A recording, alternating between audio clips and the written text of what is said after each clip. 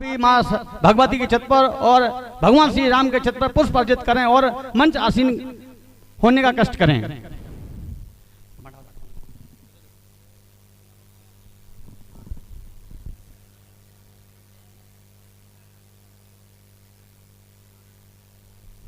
और हमारे बीच में मडारा से श्री नारायण सिंह जी सेंगर उपस्थित हैं। मैं चाहूंगा आप भी आएं और माँ भगवती के चित्र पर और हमारी मर्यादा पुरुषोत्तम श्री राम के चित्र पर पुष्प अर्जित करने का कष्ट करें और मंचासीन होने का कष्ट करें।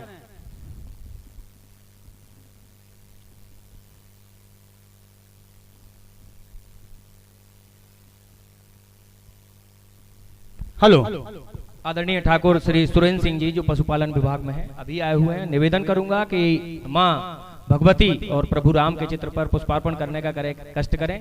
और हमारे बीच में श्री रोशन सिंह जी माँ साहब रिटायर्ड सेवानिवृत्त शिक्षक पधार चुके। मैं चाहूंगा आप भी माँ सरस्वती माँ भगवती के चित्र पर और ये प्रभु श्री राम के चित्र पर पुष्प अर्जित करने का कष्ट करें और मंचासीन होने का कष्ट करें।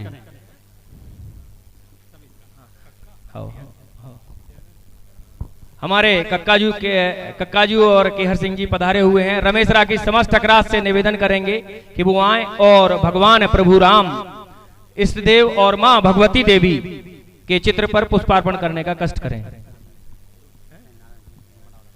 आदरणीय श्री ठाकुर नारायण सिंह जी सेंगर, मैं एक बार पुनः निवेदन कर रहा हूं, यदि हो तो मंच पर आकर भगवान प्रभु राम और मां भगवती के चित्र पर पुष्पार्पण करने का कष्ट करें। ठाकुर श्री नारायण सिंह जी सेंगर।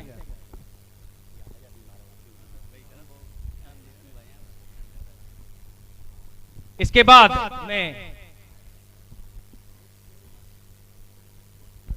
बाद मैं सर्वप्रथम हमारे बीच में अग्रज पंक्ति में विराजमान मंचासीन ठाकुर श्री बहादुर सिंह जी आदरणीय चाचा जी से निवेदन करूंगा कि वो आज के इस कार्यक्रम के बारे में, चूंकि चाचा जी ने स्वयं कहा था कि भाई मैं कुछ बात रखना चाहता हूं, तो निश्चित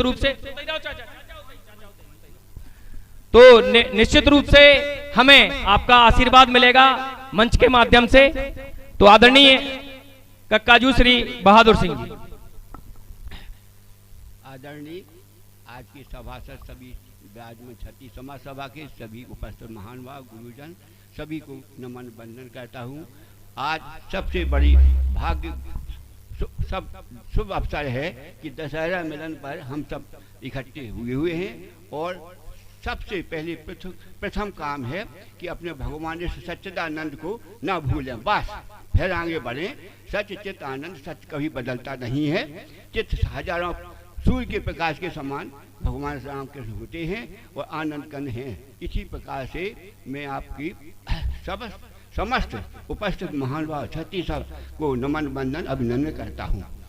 हमें याद है कि कभी भी जीवन में कमल का फूल डंडी से पानी के ऊपर चीरता हुआ चला जाता है, पानी स्पर्श नहीं कर पाता है। इसी प्रकार से हम सबको अपने धर्म कर्म को निभाते हुए आगे बढ़ना है। तो पहले हमें एक भाव बहुत सी आ रहे हैं, लेकिन फिर भी मैं संक्षेप में कुछ सुनाना चाहता हूँ। जैसे अभी पगड़ी का नाम आया था, तो राणा प्रताप के एक सैनिक अकबर के दरबार में आए। तो क्या हुआ कि उन्होंने पगड़ी रख दी और सिर नवाया। अकबर ने पूछा, भाई सिजदा करते हो लेकिन पगड़ी क्यों उतार दी? तो पगड़ी का नाम, तो उन्होंने कहा कि सिर नवाऊं 100 बार, सिर नवाऊं 100 बार। ये राणा प्रताप की पगड़ी है, हुजूर मेरा सिर झुक सकता है, इस पगड़ी में बट्टा लग जाएगा।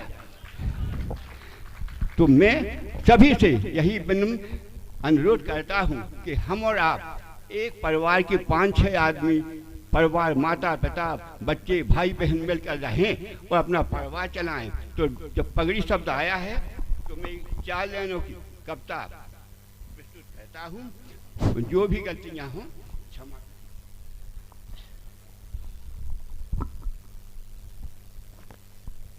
चेतक की वीरता, राणा प्रताप का घोड़ा था चेतक नाम का, वो पुरानी कविता है, मैंने सन 64 में हाई स्कूल पास की थी। उस समय की कुछ कड़ियाँ हैं, वो मुझे यहीं पे लिख ली हैं। रड बीच चौकड़ी भर भर कर चेतक बन गया निराला था, राणा प्रताप के घोड़े से पड़ गया हवा का पाला था। गिरता न कभी चेतक तन पर राणा प्रताप का घोड़ा था, वह दौड़ रहा अरि मस्तक पर आसमान पर घोड़ा था, जो तनक हवा से बाग हिली लेकर सवार उड़ जाता था। राणा की पुतली फिरी नहीं तब तक चेतक मुड़ जाता था, बेरी समाज रह गया दंग घोड़े का देख ऐसा रंग। और आप सभी से एक निवेदन है कि जिस समय समुद्र मंथन हुआ था, हलाहल विष निकला था, अब सब देवता दानव घबरा गए, क्या किया जाए। शंकर जी से प्रार्थना की, शंकर जी ने उसको लीन किया, सारे संसार को बचा लिया। तो यहाँ से विष पिया और अंदर से राम विश्राम। विश्राम का यह मतलब नहीं होता है कि हम और आप सो जाए तकिया लगाकर, पढ़ते समय उठते समय बीच में अपने इष्ट का ध्यान करते रहें। जिस प्रकार की हनुमान जी ने लंका विजय के बाद श्री रामचंद्र जी अयोध्या आए और पुष्पक विमान पर सभी देवता देवता सब और भगवान राम की सेना नरवानर आए। वहाँ पर रात तक होते समय क्या हुआ कि उपहार वितरित किए गए। उस समय हनुमान जी को एक हीरा मोती जड़क फड़क माला दी गई। हनुमान जी देखने लगे, लेकिन उसमें कहीं राम नहीं दिखाने, कंकर फोड़ने लगे।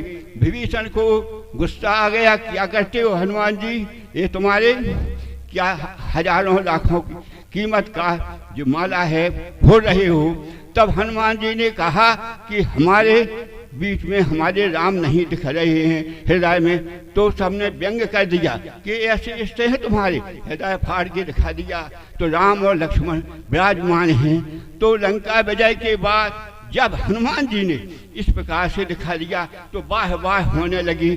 तो मैं उसी कड़ी में एक गीत श्री हनुमत लाल जी का प्रस्तुत कर रहा हूँ। गीत तो बहुत से हैं, फिर भी माफ़ करना, जो त्रुटियाँ हों तो माफ़ कर देना। एक मिनट एक सेकंड का जरा, हाँ। हनुमान जी की कृपा से मोरे बजरंग बली, मोरे बजरंग बली, लंका की गेल तुम्हें कैसे मिली। मोरे बजरंग बली कैसे मिली गेल। राम राम कहते हुए समस्त धवारी से पधारे हुए राम राम हमारी पूरी ठकरास क्षत्रिय सरदार क्षत्रिय वीरों का आज के इस कार्यक्रम में स्वागत है, अभिनंदन है।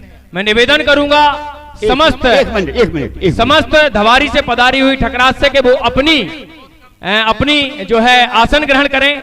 निश्चित रूप से आपका ये आगमन हम सभी को क्षत्रिय लोगों को गौरवान्वित कर रहा है। आपसे निवेदन है कि आप अपने अपने आसन को ग्रहण करें। बात आदेश मिला है, समय का भाव देखते हुए 1 मिनट का टाइम लेंगे, मात्र 1 मिनट का। राम राम कहते हुए धल लेते ध्यान, राम राम कहते हुए मन में धल लेते ध्यान। समुद्र को लांग गए तलैया सी जान, मोरे बजरंग बाली, लंका की गेल तुम्हें कैसे मिली। राम राम कहते हुए धल लेते ध्यान, अशोक वाटिका उजाड़ दई डगरिया सी जान, मोरे बजरंग बली, लंका की गेल तुम्हें कैसे मिली। बहुत बहुत धन्यवाद आदरणीय सभी क्षत्रिय महानुभावों को मेरा बारंबार अभिनंदन प्रणाम। मैंने बीच में संचालक महोदय का माइक लिया, मैं क्योंकि मेरे गुरुजी बोल रहे थे जिन्होंने मुझे छोटा से पढ़ाया है, तो उनका परिचय नहीं जाना किसी ने, मैं उनका परिचय दे रहा हूँ। विश्व प्रसिद्ध, पूरे विश्व में ऐसी कोई स्थान नहीं, ऐसा कोई देश नहीं जहाँ पर आदरणीय कुंवर बहादुर सिंह जी के फूफा जी का स्टैचू न लगा हो। मेजर रब्बा ध्यानचंद के सगे भतीजे हैं आप, और 42 साल प्राइमरी एजुकेशन में हेडमास्टर के पद पर रहे हैं आप। आपका बालक भी Devendra Singh Chauhan junior high school में अध्यापक है और आपका माफियाजा मेरा भांजा सब इंस्पेक्टर के पद पर वर्तमान में सुशोभित है।